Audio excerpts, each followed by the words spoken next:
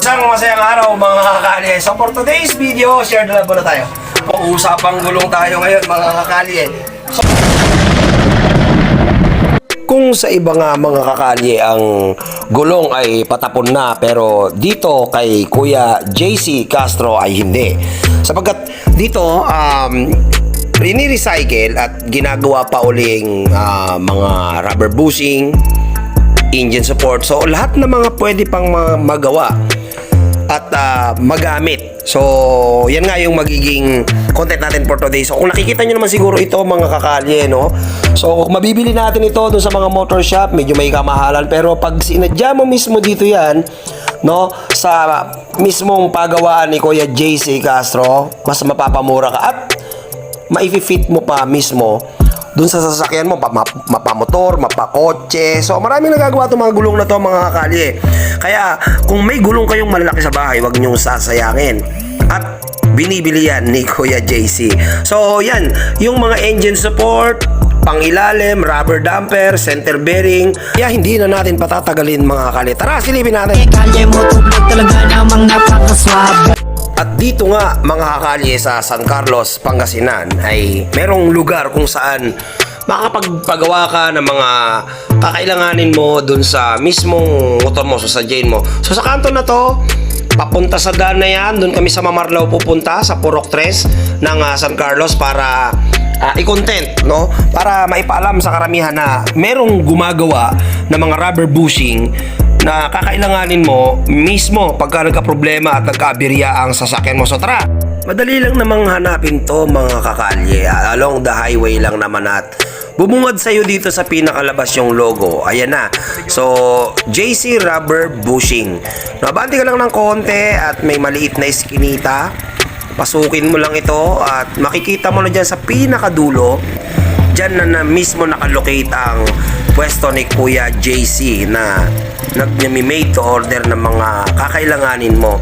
Isang masayang araw mga kakali. So for today's video, share na lang muna tayo. For today's video is yung nakikita nyo naman siguro dito sa background, ano? Mga kakali, gulong, no? Usapang gulong tayo ngayon mga kakali. So may isang gawaan dito ng mga rubber bushing sa mismong San Carlos na halos parang hindi mo makikita kung nasa ang area.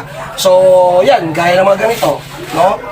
Yung mga pampasikip dun sa mga gulong natin, yung mga nilalagay sa pinaka-hub para hindi maluwag yung mga sprocket. So mga kalye, dito siya minimade. Ano? So yun. Yan. So syempre, yung video natin for today is all about ito, yung mga ganyan, yung mga ginagawa na handmade lang. So mga kalye, wala pong makinang ginagamit dito. So ibig sabihin, mano-mano po yung paggawa ng rubber bushing. Talagang mga kalye, dinadayo siya rito Imagine mo, yung shop niya wala dun sa harapan. Kasi dati daw, itong shop na to is dun sa harap. So dito niya ngayon pinwesto kasi mas makakapag-parking at saka mas maraming pwedeng pag-ikutan, no? So mas maraming pag-i-stack ka ng mga gulong. So gaya niya, dinadayo. Minsan nagsisiping din po siya. So yun, kasabi natin mamaya si Kuya JC Castro. Ayun. Kalye mo tubig talaga namang. So yun mga kakali, siyempre yung ating pinaka-content for today is all about rubber bushing, kung paano ginagawa. So pakilala natin yung may-ari ng pwesto na to. So yan, Kuya JC, say hi sa aking Kalye Moto Vlog. Mention na lang. Yan, say hi ka Kuya JC. Yan. So Kuya JC, yan. So namit kita kasi balita ko nito, isa ka raw sa pinakamagaling gumawa ng mga rubber bushing ko. Since anong taon pa? Nag-umpisa akong gumawa nito 2004 o 5, hindi na rin matandaan. So ibig sabihin, ano mo na talaga to, parang pinrofession mo na siya. Dati tauhan lang dito kayo. Tauhan din lang ako dati. So, ano to, ganito lang po yung mga ginagamit niyo, wala po kayong makina? Bang, galing Mga kutsilyo lang. Oo. Nagari ng bagay yan. Mga kadi, ito lang yung mga ginagamit niya rito na mga equipment. So ibig sabihin, mano-mano Kuya James? So magaling, mano-mano. So ilang taon na po nag-ooperate tong business mo Kuya James? Siguro mga 17 years na. Oo. Bago ako nagsarili. Imagine mo, sa 17 years niya mga kalye dito na hinugot lahat ng mga pinagtulong sa family, kamag-anak. For sure yun, ano? Oo. Bago na mga kapatid. Yun. So mga kalye, anong lugar to kay Jace? Pakisabi mo naman dun sa aking Kalye Moto Vlog kung paano nila to hahanapin anong kanto, saan nila ito matatagpuan, at kung paano, may Facebook page ba? Dito lang sa San Carlos City, Barangay Mamarlaw, Puro Free, So, yung sentro sa Mamarlaw. so Along Highway lang. Anong highway? Barangay Rizal ata to, anong highway? So, ano yung mga ginagawa mo na na ganito? Lahat ba ng klase ng sasakyan to? Lahat ng klase ng rubber sa sasakyan. Mapa-rubber damper o engine support, center bearing, ganyan. So, lahat. Lahat. Yun. So, mga kali, so, lahat pala is walang pinipili, no? Iba, galing ha? Kasi, Kahit ng mga pangilalim na kotse, pangilalim ng sasakyan, ganun. doon sa mga followers natin dyan na may mga kotse na nangangailangan naman ganito, kahit na pangkalso. Yun. So, kahit na, Mga engine support sa kotse at sasakyan. Kotse, ganyan. so, engine support. Ano ba ito? Nakakatulong talaga para maiwasan yung... Sinasalo ng makina yan. So malaki pala ang pakinabang Engine support. sa engine support nito. So, Kotse, mga kotse. yun. Lahat ng kotse.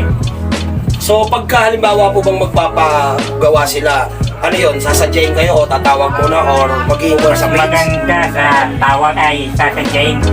Okay, sasadyain. Pero may Facebook page po ito. Meron. So, mga kakali, ano po yung Facebook page ito, Kuya GC? GC Rubber Busing lang po. So, isi-search lang nila yun. i-search lang. Pwede nilang ipalo para doon sa mga bagong update na bagong gawa. Opo.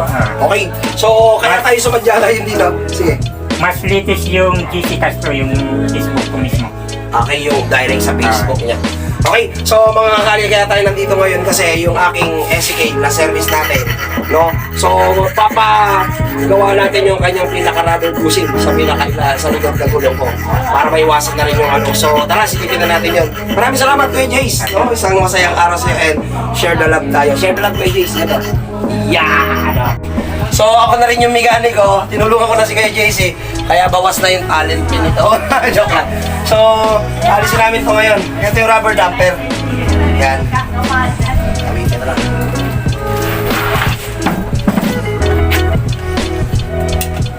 Parang malutong pa yung ganyan nila, no?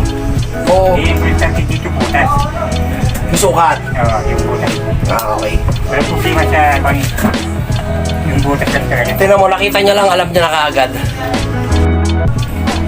Kasi baka yan yung sanhina. Pag maluwag kasi, baka gumagano sa sprocket eh. Tumutulog yung kadena ko eh. Nahirapan sumampa. Nakakakali oh. Manual yung paggawa niya ng rubber damper. Actually, pwede ka namang bumili ng mga ganito na rubber damper. Siguro mga nasa ano lang to, mga 200, ganon. O mas mura pa. Pero mga kalye, yung kalidad kasi, yung quality, karamihan kasi sa ganito, China, no? Yung made na pinanggagalingan. So, yun yung pinaka-hub na pumapasok dito, mga kalye. Yan. Ngayon, pag maluwag yun, maluwag, so kailangan mo na talagang magpapalit din. So, yun, first time na mapalitan na SK ng rubber damper, which is, yan, pinagawa natin yung rubber bushing.